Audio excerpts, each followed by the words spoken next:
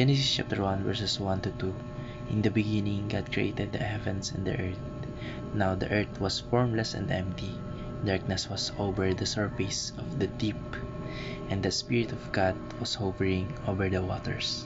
Magandang araw, ang tatalakayan po natin ngayong araw sa ating daily devotion ay ang gap theory. At ang una pong katuruan na natutuhan ko ngayong araw kay Pastor Hazel Ocampo ay the gap theory exegetes theory into the Bible.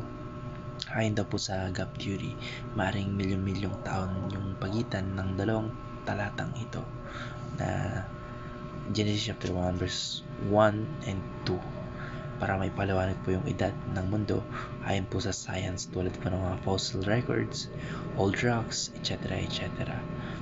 Pero yung problema po doon, ayon po sa criticism, ay nagkakaroon po ng eisegesis. Ibig sabihin po, imbis na ang Bible yung mag-explain ng sarili niya o exegesis, ay pinapasukan po natin ng sariling idea o ng scientific theories yung text o yung teksto na nakasulat sa Biblia. Parang pinipilit po nating ipasok yung mga modern ideas sa Bible kahit hindi niya na mismo sinasabi yun.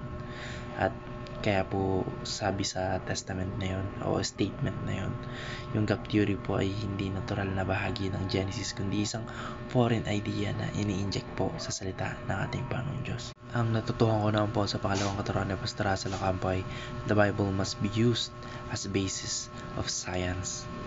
Sa halip po na ang science yung magdikta kung paano po natin i-interpret yung scriptures na matatagpuan po natin sa Biblia, that po, scriptures po yung magiging foundation ng ating scientific understanding kung ano po yung sinasabi ng Bible tungkol sa origins ng mundo, ng tao, ng kasaysayan. Yun din daw po dapat yung basihan natin. Hindi lahat po o hindi natin dapat baguhin yung Biblia para lang umayon sa kasalukuyan scientific theories na pwedeng bago rin over time o through time. Sa madaling salita po, faithfulness po sa word o sa salita nating Panginoon Diyos bago accommodation sa human theories. Kasi kaya nga sinabi nating theories kasi wala pang katotohanan o hindi pa napapatotohanan. At ang Biblia po, alam po natin sa mga sarili natin na yun lamang po yung totoo. Kung sinabi po ng Bible na ang mundo ay ginawa rather ng ating Panginoong Diyos sa 6 na literal na araw, at pagkatapos po noon ay may history ng kasalanan at kamatayan, dapat po yun lang din po yung paniwalaan natin kahit na may mga popular na theories o opinion tulad po ng human evolution o billion years of old ng ating Mother Earth. Ang natutuhan ko naman po sa pangatlong katuruan ni Pastor Hazel Ocampo ay the Bible teaches a 6-day creation and reveals the origin of sin and death. Ayon daw po sa Biblia, God created everything in 6 literal days. Hebrew word po yun, yung yom, meaning literal po na 24 hours a day.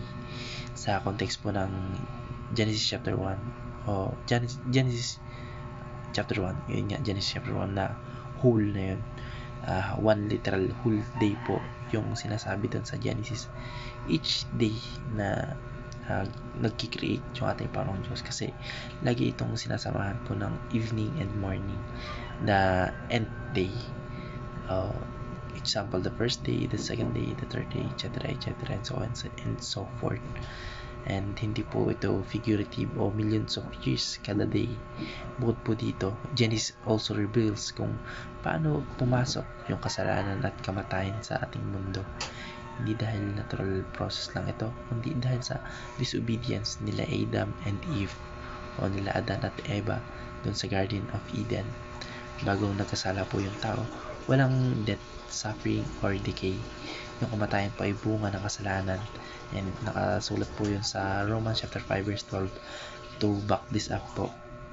Kaya kung tatanggapin po natin na may milyon-milyon taon ng death bago po yung mga tao, gaya po ng sinabi ng gap theory o evolutionary theory ni Charles Darwin, ay magkakaroon po ng contradiction sa biblical teaching na death came after sin.